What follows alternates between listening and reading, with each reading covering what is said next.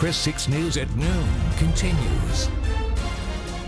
Hi everyone, welcome back and a very good Tuesday afternoon to you. Well, despite a lot of the heat that we have here in South Texas, we saw a little bit of some shower activity yesterday, pretty much late into the evening, and some of it did get a little bit severe out there. We saw some wind gusts around 30 to 40 miles an hour, some heavy downpours, and of course a little bit of some small hail as well. Here in Corpus Christi, for the most part, we were missed. This was more of an inland thing, but the real bullseye was off into the western parts of Nueces County at around Banquete, pushing just to the southwest of Alice as well, where some Doppler radar estimates anywhere between 2 to 3 inches of some very spotty rainfall occurred across the region. So even with all the heat, still having a little bit of some rainfall out there. And over at Corpus Christi International yesterday, we did register a trace of an inch. Of course, that does nothing for the bucket, but we're still doing very healthy for the year at 18.84, and that's still holding at about 7 inches above normal for this time of year, given all the rainfall that we had in May and for the first part of June as well. Lake levels are continuing to go up. In fact, Lake Corpus Christi saw a pretty significant jump just from yesterday, now holding on to 85.1%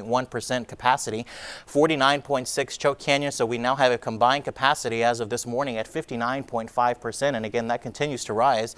And Lake Texana holding on at 100% capacity. And we're continuing to track the tropics for you, as we have Tropical Storm Bill that has formed just off the coast of the New England area. And that is going to continue to push up into the north central Atlantic, hopefully not bother a few people. And as we look at this disturbance, this one's coming off of the coast of Africa. This one has a very small chance of tropical formation in the next 48 hours to 5 days. But the one in the southern Gulf of Mexico, this one right here, that's the one we're going to be watching closely. And this is Invest 92L, named by the National Hurricane Center. And over the next 5 days, it does have a high opportunity for tropical development as it pushes into the northwestern portion of the Gulf of Mexico. But it's still contending with a lot of upper level wind shear. It's still very disorganized. There's some Saharan dust in there as well. So you can see it really doesn't look that much of a threat at this point. But again, we're watching it pretty closely. Winds are at 25 miles an hour. As we look at some of the spaghetti plots, some of them are becoming more into an agreement that this is going to be headed up north and eventually push around the Louisiana area. If this were to occur, we would be on the dry side of things,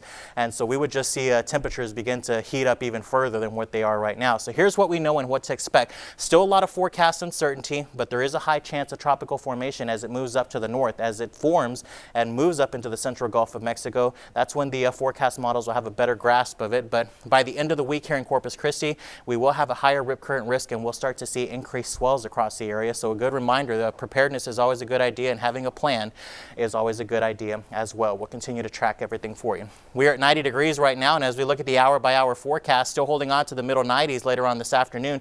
Could still see the opportunity of a few little isolated showers around the ridge of high pressure that we're under, and we'll hold on to that isolated chance Wednesday, Thursday, and on into Friday. But watching the tropics for the end of the week and right on into the weekend, still remaining hot. Jeff.